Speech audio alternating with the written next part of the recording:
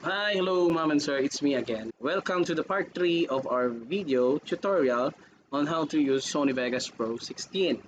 Now, we will go to the adding of music. No? Yan, sa ating uh, video. No? So, paano ba gagawin yan? First of all, mag-download muna kayo ng music. No? And make sure na yung music na dinownload nyo is royalty free or free from copyright. No? Para hindi naman tayo mga-copyright issue. So, paano ba gagawin yon? So, eto, go to file, then import, no? Media. Halimbawa, pwede naman drag and drop, minimize nyo lang to, then punta kayo sa folder. Pero ang pinaka-proper way talaga is go to file, then punta tayo sa music. Hanap lang tayo ng music. Dalawang music lang, no? And etong sound effects. Mamaya na. Ito lang dalawa, no? Happy music. Okay, open natin. So yan, automatic meron na tayong dalawang music. Okay, so pwede rin tayong maglagay ng sound effects para mas maganda, mas na-emphasize yung ating mga text. So again, file, import, media. So ganito lahat na pag-import ng media, ang pinaka tamang paraan. Pati photos or kahit anong files. No? Then sound effects, halimbawa water drop. Ayan, open. Water drop. So may water drop na tayo na sound effects. So yun ang gagawin natin, kailangan tayo ng extra na mga tracks. Anong klaseng track? Kailangan natin is etong music track. Syempre kasi audio naman kasi yung yung music at saka yung sound effects, di ba? So etong kita niyo to, itong number 2, isa siyang uri ng audio track. So i-right click lang, select niyo muna, then right click, then mag-add tayo ng siguro 3. Okay, insert audio track 1, then another audio track, insert another audio track. Yan, audio track, then pangatlo, insert another audio track. So kailangan natin ng 3 audio track. So itong audio na to is the original audio ng ating video. So ang gagawin lang natin, so i-drag lang natin pababa itong, so lagay natin yan, click, hold, drag pababa. Yan. Same din dito sa dalawa, ito. So unahin muna natin ito. Drag pababa. Okay, and then drag pababa. Yan. So may 3 track na tayo sa baba. Kasi yung paglalaruan natin ngayon is yung audio. Now, basic muna tayo sa paggamit ng audio. Halimbawa, ito, pakinggan muna natin. Drag natin siya sa baba. Yan, pakinggan natin. Yan, di ba masyadong malakas siya? Now, so for us to be able to adjust it, yan, ito lang, kita nyo to? I-drag down nyo lang, yan. So, subukan natin i-play. Diba, ganyan, yan, di ba malakas? So, kung ilo-lower natin to, yan, humihina yung audio, di ba? Lumalakas pag nasa taas. Okay? And, another way of reducing the audio is by pressing letter V, as in violin. Okay? V, yan. Pag-press ko ng V sa keyboard, yan, lalabas tong blue. Pagtanggal naman, V ulit. Okay? Violin. Okay? V. Yan. Another way of adjusting it is by just dragging the blue one, yan. Baba natin. Subukan nga natin, di ba? Enter. Yan. Okay? Pag example, lalakas siya, di ba? Okay? Pag pinababa ako, parang same lang sila sa function dito, pero mas maganda itong blue because pwede mong i-adjust yung dulo niya. Halimbawa, this one, I want this area hanggang dito. I-double click nyo lang. Double click, yan. Gusto ko na pag simula niya is ano siya. Double click din natin dito, yan. Gusto ko pag simula niya is mahina siya. Yan. So, ibababa ko to and then yan dito mataas na. So, pakinggan nyo. Yan. Okay. So you can play with the volume with this blue line. Click ulit dito and click ko dito. Yan, itataas ko dito. Yan. Okay, halimbawa lang ha. So, pakinggan nyo. So dito, unti-unti siyang lumalakas. Diba? Pansin nyo? Okay, tingnan natin ulit. Yan, so lumalakas siya paunti-unti. Gusto nyo ibaba ulit, click nyo naman, then gusto nyo ibaba bigla, ayan. So pwede naman. Okay, so yung maganda dito sa blue is you can control the volume, no, of the audio. Okay, subukan natin, observe nyo lang. Okay, so lumalakas siya. So, yan, lumalakas yung audio. Yan. Then pagdating dito, bumababa yung... Okay, pagdating dyan, nakita nyo, humina yung audio. Okay, so yun, basic, tandaan nyo yan Okay, so undo lang natin, Control Z, balik natin sa dati. Okay, para hindi tayo mahirapan mamaya.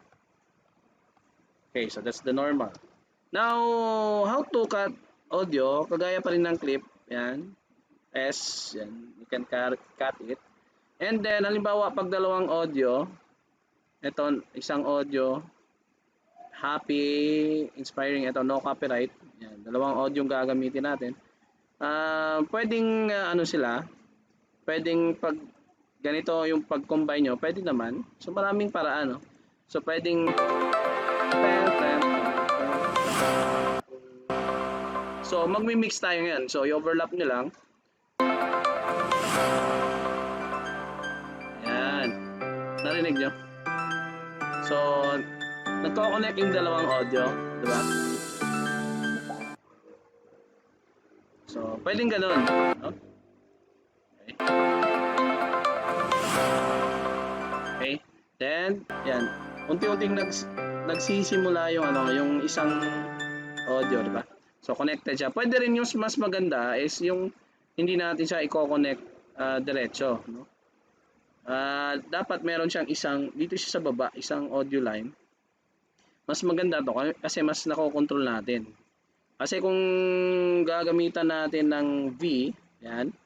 Okay, meron siyang dalawa, di ba? So pwede natin ganito yung gagawin natin.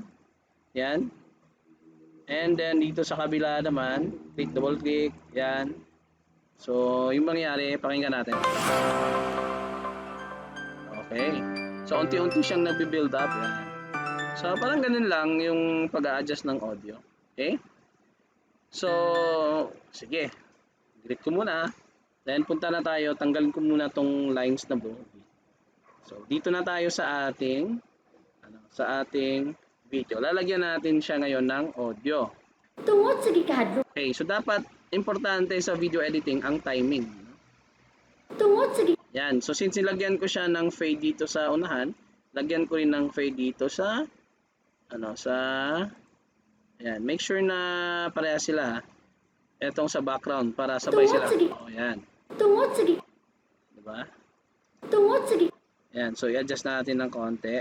Yan, kasi may space naman, no? Para hindi diretsong tungod, no? Ay, sorry. Yan. Adjust natin ng konti. Yan. So kailangan kasi timing, no? Yan. So lalagyan natin siya ngayon ng music background. So paano yan? Ganito lang, madali lang. So saan ba yung mas gusto nyo? Pwede nyo i-click, double click to, magpo-play siya. Hindi pala. Click nyo lang, then play. Pakinggan natin yung music. Hindi pala, sorry. Hindi pala mag-work. I-drag na lang pala natin sa baba. Ayan. So itong audio na to, i-drag natin dito sa baba. Okay, again. Okay, ito, drag natin sa baba. Ayan. And then pakinggan muna natin, no? Halimbawa, tingnan natin if sasabay ba siya o magma-match. Kailangan kasi i-match natin sa video. Sige, go. Okay, drag natin. Kailangan natin i-expand yung ating, paano ba mag-expand? Again, scroll up, scroll down. Yung mouse scroll button. Okay, so kailangan timing to, ha? Yan, tungod, kailangan ma-timing nyo yan. Okay, so yan. Depende sa inyo kung paano nyo gagawin. Yan, tungod. So, paano bang tama? Siguro pwede na yan, no?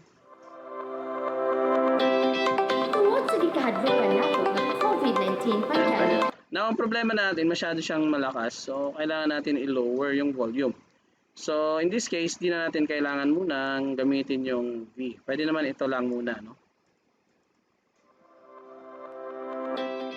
Tungod sa gikahadlukan nato medyo nga tayo mo siya. COVID-19 pandemic, ang sakit na nakapatay o nakapabalaka sa tibuok kalibutan, ang Department. Okay, so dito, i-adjust na natin para magma-match siya ngayon dito sa ating video clip. Para mahatod ang kalidad Okay, taasan natin. ng edukasyon. Okay, so dito hindi natin nalagyan ng fade. Same dito, fade. Ayan. Okay, click natin dito. Kalidad ng edukasyon. Okay, so ito yung problema. Pag hindi mo ginamit yung V, so yan, putol siya kaagad. So kailangan natin gamitin yung V. Okay? Sinadya ko talaga na hindi mo na gamitin para makita nyo kung anong kaibahan. So ibalik natin to sa top. So kung V ang gagamitin natin, okay, press letter V, yan. May line siya. Mas okay ito kasi nakokontrol natin yung simula at yung ending, di ba? Click natin yan. Click natin to, okay, then down. Yan. Okay, and then dito rin sa dulo, sa ending, click natin dyan. Click natin dito rin, yan. Then drag down. So yung mangyayari dyan ngayon, pakinggan natin yung simula. Okay? Yan. Tungod sa Okay? Babaan natin. Masyadong malakas. Tungod sa gikahadlukan nato nga COVID-19 pandemic, Yan. ang sakit na nakapatay o Again, tingnan natin. tungod sa gikahadlukan nato Dapat mangingibabaw yung voice ni Mama. nga COVID-19 pandemic, ang sakit na nakapatay Yan. So okay na tayo dyan. Okay? Dito rin. para mahatod ang kalidad ng edukasyon. Okay, notice na unti-unting humihina yung audio natin. Yan. Ang kalidad ng edukasyon. Okay, yan, di ba? So yun, paunti-unti. Now, so yan, that's how we add music. Now, dito naman tayo sa sound effects. Download ka lang ng sound effects sa YouTube. So, yun, kung gusto mo droplets or water drops, type nilang sa YouTube, water drops sound effects. Yun, lalabas to. So ngayon, maraming sound effects yung lalabas. Yan. O yun. Yan. Yan. Pwede natin yan pwede nating gamitin yan for emphasis, no, sa ating mga text. Okay? So, halimbawa, ayan, yan ang pipilian ko. Split. Yan. So, i-delete natin tong ibang parts. Yan. So, ito lang gagamitin natin. Okay? So, this part here is for the next tutorial na. Okay? Para hindi masyadong mahaba yung inyong videos. So, I guess, hanggang dyan lang muna tayo. Okay? And ang next natin is yung paano lagyan ng sound effects, no? Yung ating mga clips. Okay? That's all for today. Thank you and God bless us all.